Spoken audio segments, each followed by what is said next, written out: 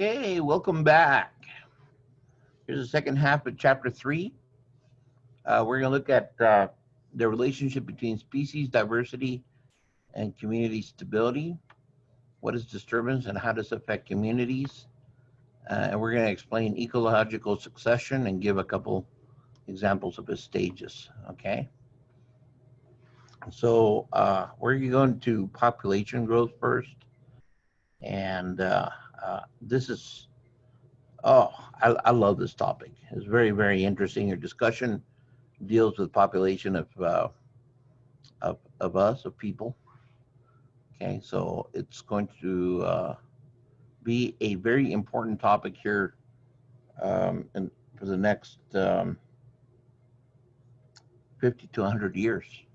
What happens to our world? Okay, so many species have a potential to produce almost an unbelievable number of offspring. This is called the biotic potential, the unrestricted biological reproduction of an organism. Okay. We would call this exponential growth.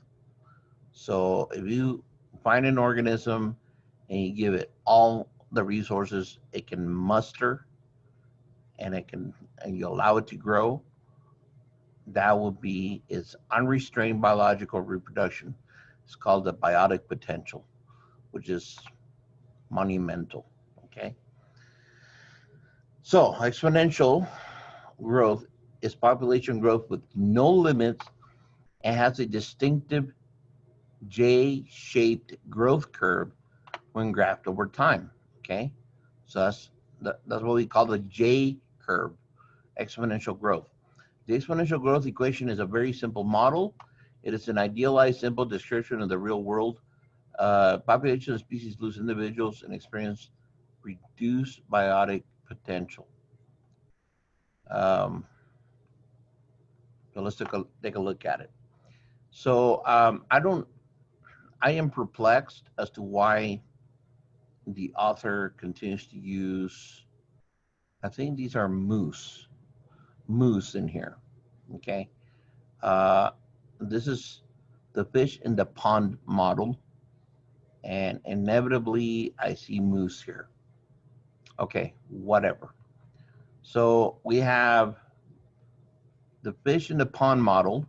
We have time and the independent as the independent variable. We have population as a dependent variable. We have a horizontal curve right here called the carrying capacity. The carrying capacity is the ability for the ecosystem to carry the population. In other words, this is a number of the population that can be carried by this ecosystem. So this works really well for fish in a pond because that pond is only going to have so many resources for a certain number of fish to grow on it. And the number of fish is called the carrying capacity. Okay, so there's a carrying capacity. Now we're going to ask, okay, so what happens if you introduce a mating pair of fish here? Well, at first, not much, but after a little bit of time, they're going to start to multiply at an exponential rate. See our J curve right here? And what's going to happen, which is incredible, is that we are going to surpass the carrying capacity of the ecosystem right there. In other words, we're going to reproduce to the point where we have more fish than we have resources to keep them alive. Okay. This event where the population of fish is greater than the carrying capacity is called an overshoot. So now, if the resources were unlimited, this curve would continue to go up. That would be the biotic potential. Okay. But it's not going to go up because this carrying capacity says, hey, there's not enough food around for you. So consequently, after that overshoot, we end up with a dieback that goes under the carrying capacity. Okay. Now just like we overshot the carrying capacity, the dieback is going to die back below the carrying capacity, but not all the way to the beginning. Okay. Now we stabilize and we start going back, and we end up with a second overshoot. But notice that the second overshoot is not as high as the first one. And then because of the overshoot, we're going to have a dieback.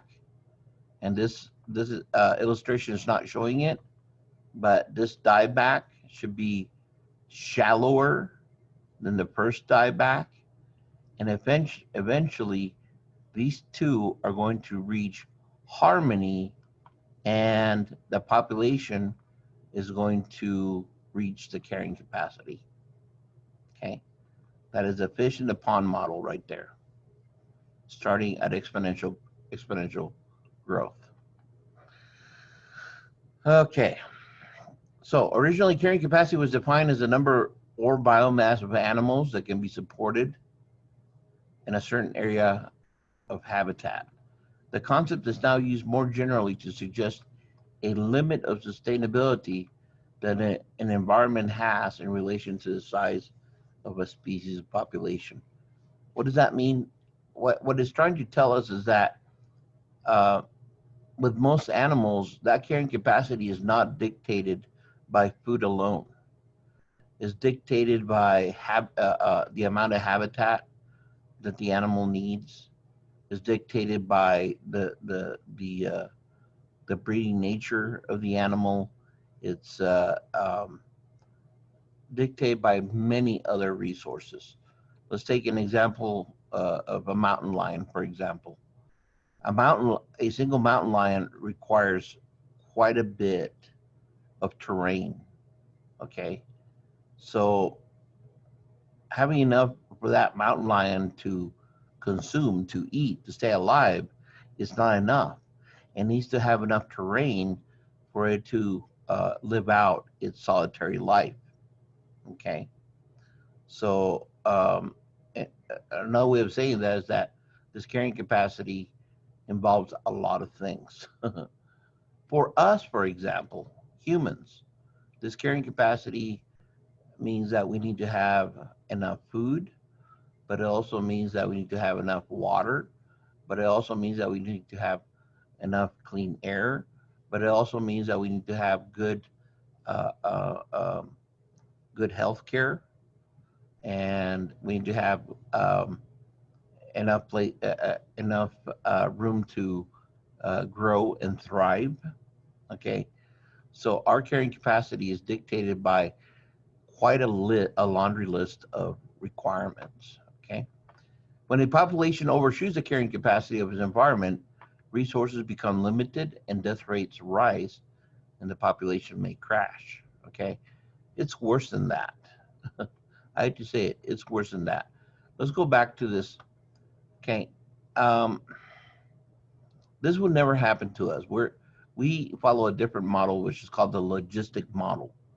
But let's say for this, well, actually, let's go there. Let's go to the logistic model. Here we go. So here's our logistic model. And notice, here's our carrying capacity. Okay, here's our biotic potential. And the logistic growth does not follow the biotic potential. What it does, it is shallower, and what it does is it tangents the carrying capacity nicely. Okay, that's the way we work. But what you need to understand is that this is where we want to be, this is where we are. This is where we want to be, this is where we are. This is where we want to be, this is where we are. Do you notice that the height is higher? So if you're here and you want to be here, the stressors pushing you down, they're there, but we can handle them. It might be policy changes. It might be law enactment. If you're here, but you need to be here, that's quite a jump right there. Okay. That's going to be civil unrest. That's going to be a decrease in the population by serious policy, etc. The greater the margin between where you are and where you want to be, which is your biotic potential, the greater the stressor that's pushing the population down. And that is what we're trying to prevent.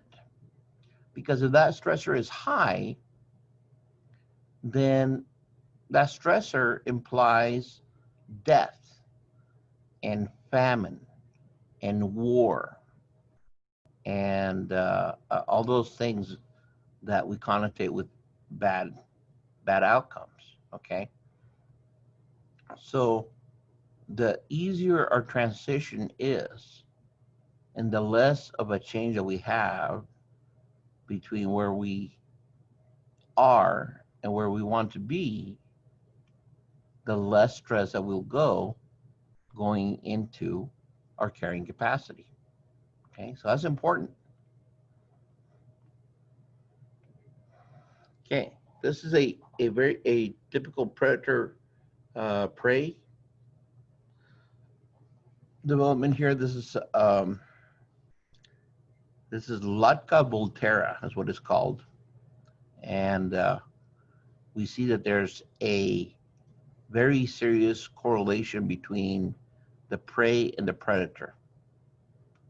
So this is something that's seen in the environment. You and I do not, we used to be here a long time ago when our forefathers lived in caves and trees, and they had to go fight bears and wolves and everything else in order to stay alive. We followed this Latka volterra predator-prey model. Okay, we no longer do. This is very strongly intermingled. If one succeeds, the other one succeeds. If the other one fails, the other one fails. You can see that this is cyclical over the year. Okay. So, not all biological populations cycle through exponential overshoot and catastrophic dieback. When resources are unlimited, they may grow exponentially, but this growth slows as the carrying capacity of the environment is approached. This population dynamic is called the logistic growth because of its change in growth rate over time. So again, this is a logistical growth, the S curve. So where this is called the J curve, exponential growth, this logistical growth is called the S curve. And this is what you and I are following, okay?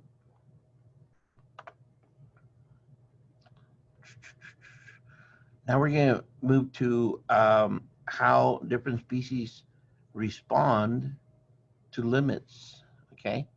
We have R and K selected species. Some organisms such as dandelions and barnacles depend on a high rate of reproduction and growth, R, to secure a place in the environment. These organisms are called R-selected species because they are adapted to employ a high reproductive rate.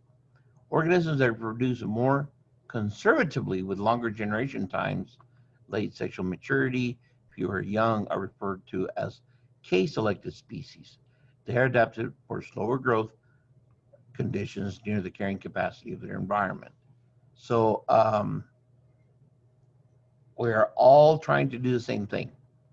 We're all trying to guarantee the presence of our progeny in the future. One way is a Claymore way. You just throw as much progeny as you can out there. Are you going to take care of them? No, we don't have time to take care of them. We're going to spend all our energy in getting progeny out there. And if I throw enough progeny, somebody somewhere is going to be okay. On the other one is, well, we're not going to throw all the progeny we can. We're only going to have one or two, and all that energy is not going to be expended on throwing progeny. It's going to be expended on making sure that the one that we have does well. So this is R, this is K. Can you guess which one we belong to? Okay, so here's our selected species. Okay, these are important traits to remember. Short life, rapid growth, early maturity, many small offspring, little or no parental care and protection, little or no investment in individual offspring, adapted to unstable environments. They're pioneers, they're colonizers, they're niche generalists. They're typically prey. They're regulated mainly by intrinsic factors. In other words, things that are part of their genetic traits, and they're low on the trophic level. So, for example, when I think of the truly R selected species, I think of fungal spores, and I think of orchid seeds. An orchid can throw out 30,000 seeds, no problem. Fungal spores, try millions. Okay. Now here's us, K selected species. We have a long life. We grow slowly. We're slow to mature. We have very few large offspring. High parental care or protection. High investment in individual offspring. Adapted to stable environment. We're niche specialists. Man, that's, you can take or leave that one. We're predators. Regulated mainly by extrinsic factors, and we're high in the trophic level. Okay? So now we're going to divide those R and K into types. Okay? So I don't know if you can tell here, but this would be close to an R selected species over here. Our little moth. Our little elephant would be a K, and a seagull is right down the middle.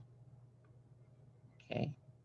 So if you look at those things, long life, slow growth, late maturity, few offspring, all those things relate to an elephant probably better than you and me. I mean, you and me are 10 months in the womb. With elephants, it's over a year. It's over a year. If you and I take care, elephants take even more care. So that's strictly a type 1. Most individuals die late in life. Okay. Type 2, which is very similar to our selected species, most individuals die at a young age. Okay. And then, I don't know what I said. I'm going to say type 3. Type 3. And then type 2, like seagulls and mosquitoes, if you can believe that. And mosquitoes are individuals that die at a uniform rate. So there's your type 1, type 2, type 3. Okay. Community diversity. The main properties of interest to ecologists are diversity and abundance. And we're going to define those in just a second. Community structure and patchiness, complexity, resilience, productivity, and stability. Okay, so what do they mean? Diversity is a number of different species in an area or the number per unit area. That's diversity. Abundance is the number of individual species in a group in the area. So if you go to the tropical forest, for example, the diversity would be high because it would be many different types of animals, but the abundance would be low because it would not be very many of every one species. Okay. Diversity and abundance are often related. Communities with high diversity, hey, sounds like what I just said. So let's go to the rainforest. Communities with high diversity often have few individuals of any one species. Most communities contain a few common species and many rare ones. Okay. Uh, Complexity. Complexity refers to the number of trophic levels in a community and to the number of species at each of those trophic levels. So the more species that you have and the greater number of trophic levels that you have, what's a trophic level? A trophic level is a level of feeding. So let's see. Here we go. Maybe, maybe not. Nope, not going to happen. That's okay. Uh, what I can tell you is that in a trophic level, you start with what's called primary productivity, is the production of biomass by photosynthesis, plants, algae, and some bacteria that produce biomass by converting solar energy into chemical energy. Okay, primary productivity is expressed as units of biomass or energy per unit area per year. Okay, so in this complexity, you're going to have a base layer of primary productivity, which are photosynthesizers. And then above that, you're going to have a second trophic level, which may be herbivores, the ones that eat the photosynthesizers. And then above that, you may have a third trophic level of carnivores that eat the herbivores. And then above that, you might have omnivores that eat both the carnivores and the herbivores and the primary producers. So a trophic level is a level of feeding. Troph means to eat. So I mean, so if you have grass and that grass goes into a cute little cow, that's one trophic level. If that cow goes to a fat little human, that's a second trophic level. If you have, I don't know, grass, an insect, a mouse, and a predatory bird, that would be four trophic levels. So complexity, again, refers to the number of trophic levels in a community and the number of species at each trophic level.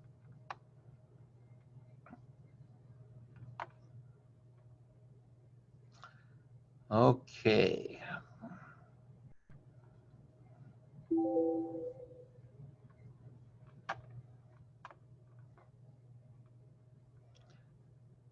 Now we're going to go. Yeah, we're in the right place. So we're talking about what's called succession. Okay. And we start out with Henry Chandler Cowser proposed that communities develop in a sequence of stages with the final stable and longest lasting stage called the climax community. Okay. So what does this mean? Well, succession describes community change. Succession is a process in which organisms occupy a site and change its environmental conditions, gradually making way for another type of community. That's right. We're going to go to a picture that, in a second here that will explain this nicely. In primary succession, bare land, this is important for you to remember. In primary succession, bare land is colonized by living organisms where none lived before. Okay.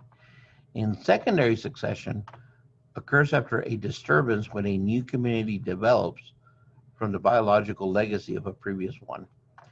In both kinds of succession, organisms change the environment by modifying soil, light levels, food, and water supplies and microclimate.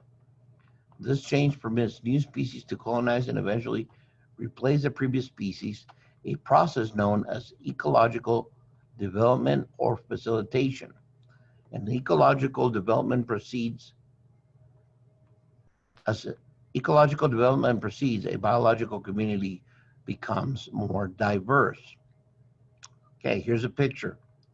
So remember, barren land, there's nothing there. So who's gonna start? Primary succession is initiated in bare land. And who's going to do it? Is going to be a pioneer species. Here's your pioneer species right here. Do you see it? Lichens, mosses. That is your pioneer species. Okay? So remember that I told you that this symbiotic relationship is very important. It's important for two reasons. You have algae that photosynthesizes and produces sugars for the fungus, and the fungus produces an area that protects the algae. It provides moisture for the algae, but it also breaks down the rock into basic minerals that are then released for the nutrition of both. Nobody else can do this. Lichens or mosses are incredible. They are the best pioneer species out there because nobody else can do that. Okay. Once that happens, then you end up with organisms, more higher level organisms that take advantage of the work that has been done by lichens and mosses.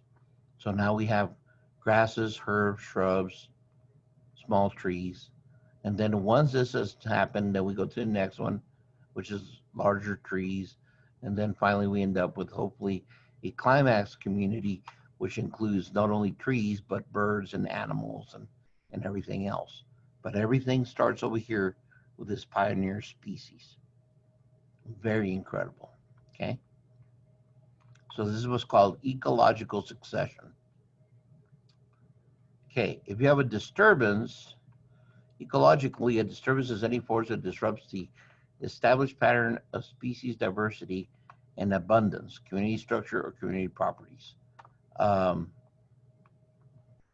Examples are floods, forest fires, and honestly, fires are very essential.